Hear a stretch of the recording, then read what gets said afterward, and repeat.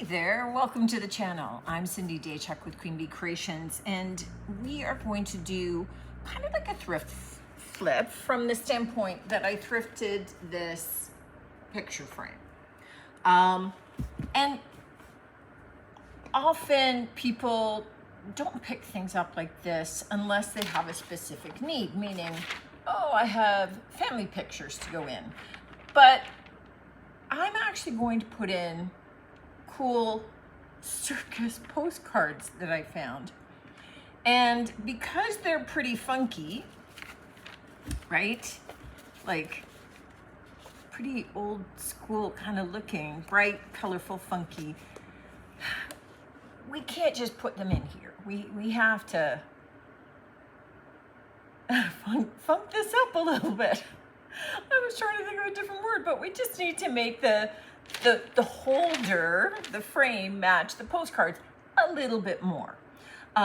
So we're gonna have fun with this and just play a little bit. So first order of business is to take all this stuff out. Not convinced I'm using the glass. So I'll worry about that when I get to it. Let's get this opened up. Well, I missed recording over my instructions. So what I did decide to do was to play with the mat of this a little bit more, to dress it up. Those postcards are bold, they're kind of funky. So I wanted something that was a little bolder as well. What I am doing is I'm taking a stencil and I decided to try out Pentart's liquid metal. So this is a liquid, obviously, and it really does look like metal. It's a solvent based, so you must use a cleaner, but I wanted something that was going to be metallic. There's kind of those golden threads running through these postcards, and you can see that with this little stencil that I'm doing, I will need to carry it on down. It does have a pattern where I can overlay it and kind of repeat it down. It will take a little bit of, trialing as to where that repeat happens, but I will be able to do it and carry it down. I want to do it over the entirety of the mat. And I think that creating that bolder outline around these postcards will really suit them. Right, moment of truth. Oh, that's very metallic. That looks really good. All right. Okay, I'm loving that. Not loving that I got down onto the dark brown border. We might have to get rid of that, or maybe I paint that out. So I'm not sure. Oh, it dries almost right away. So I'm just going to look to figure out how I can match this up. Oh, not bad. Okay. Almost right away. All right, it lines up pretty easy, and I'm just gonna carry on. All right, now that I've got this all stenciled, you can see where I got some gold down on that brown. So rather than first trying to rip that extra matting away, I'm gonna try painting it out gold because I think that would look okay. And if it doesn't work, then I can remove it. So I'm just gonna take a little brush and I'm just going to carefully apply my gold paint in there. And we'll go from there. Okay, I have to say, I think this has become my favorite gold paint. This is called Liquid Metal by Pentart, and it is gorgeous. It really looks like metal.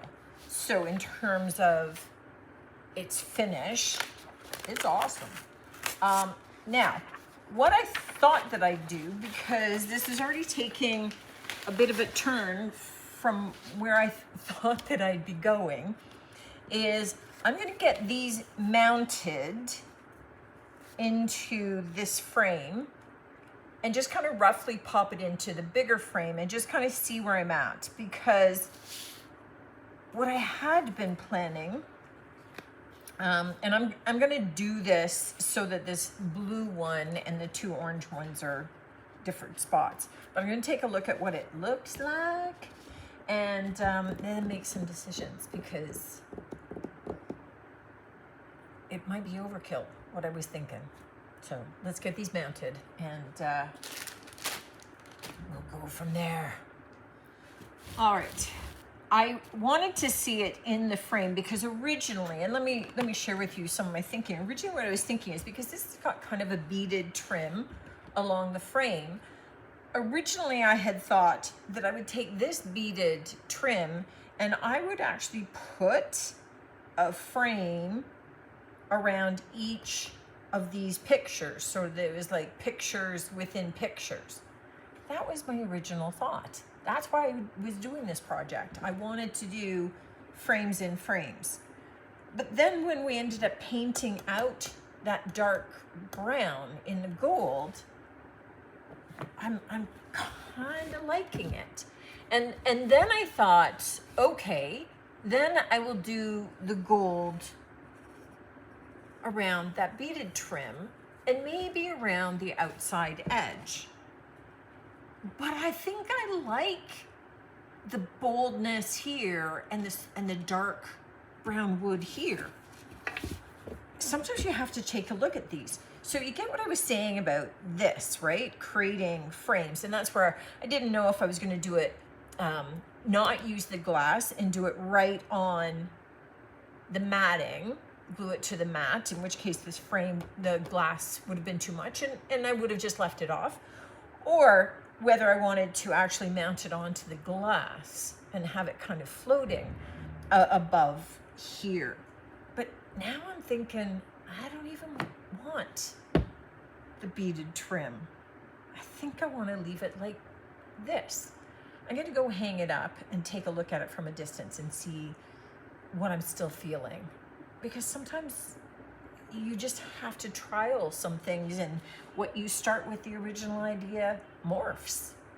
Okay, so I have to admit, this happens more often than not with many of my projects, where I start off with a plan, a very clear idea of what I wanted to do. And I wanted to do frames within frames. So I wanted to have 3 frames mounted inside this bigger frame. That was my plan. And whether it was going to hang horizontal or vertical, I didn't know. But then I found these old vintage style postcards that were like from a vintage circus. And I decided, oh, I really want to use those. So then I decided, okay, I think it'll look great with a gold background, and I really want to try this metal gold. And it just kept going. So in this instance, I think that the heavy frame works against the busyness of this in leaving the frame plain. So rather than adding more to it, more embellishing, highlighting the detail of it by adding even more gold, I think then it becomes overkill. And I think that the starkness of the frame counterbalances how busy what's happening inside the frame is. I'm hoping that makes sense in terms of my thinking. But I wanted to share what some of those thoughts were as I went along, because I want you to be open with some of those thoughts that arise as you're doing your crafting, that you start in one place and it twists, and being open to that new direction, because sometimes it takes you someplace else and someplace that's different and oftentimes better. Let me know what you think of this. Let me know if you would have stopped. Let me know if you would have added the frames and added more gold, or, sometimes less is more. And as much as I am usually the one saying, let's do more, I think restraint worked in this case.